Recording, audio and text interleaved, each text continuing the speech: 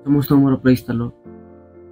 मोर प्रिय माने आपण माने कोन जानंती कि आम मानक जीवन में दुख कष्ट कौन पाई आसी थाए बा केउ कारण आम मानक जीवन में बा आम मानक लाइफ मध्य दुख कष्ट अभाव कहीं आसे। मोर प्रिय माने आम मानक निकट को बा आम मानक पाखक दुख कष्ट अभाव दुई प्रकार परिस्थिति आसी थाए। ताहेला प्रथम धार्मिकता जीवन में बढ़िया बेले, द्वितीयटी है जेते बेले आमे परमेश्वर को छाड़ी पवित्र आत्मा को विरोध में कार्य कर।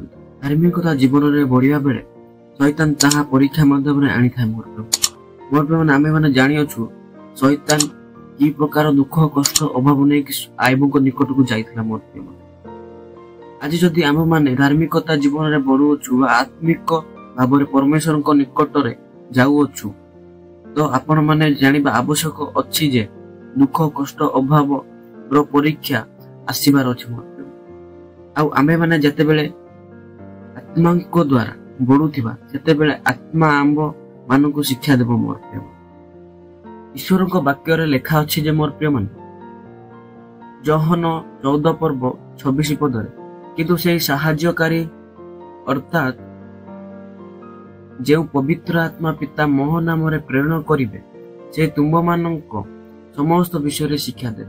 आउ मु तुम मानक जहा जहा कही अछि से सब तुम मानक स्मरण कराइबे। मोर प्रिय माने जदि आम मानक मध्य रे पवित्र आत्मा वास करंती बा अछंती तेबे से शिखाइबे जे सेही दुख कष्ट अभाव बा सेही परीक्षा रे किपरि विजयी।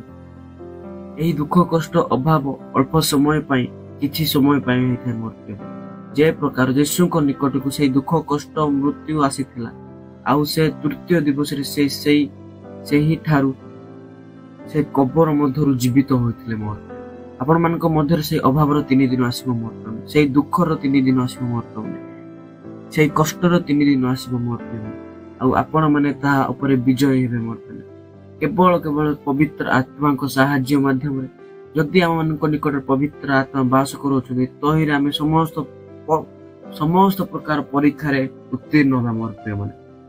मोर प्रिय माने सदा सर्वदा पवित्र आत्मा को गाइडेंस सदा सर्वदा पवित्र आत्मा को शिक्षा अनुसार चलिबा मन को कर्तव्य तहिरे जाय आमे परमेश्वर को कार्य को करि परिया। मोर परमेश्वर समस्त को आशीर्वाद करू।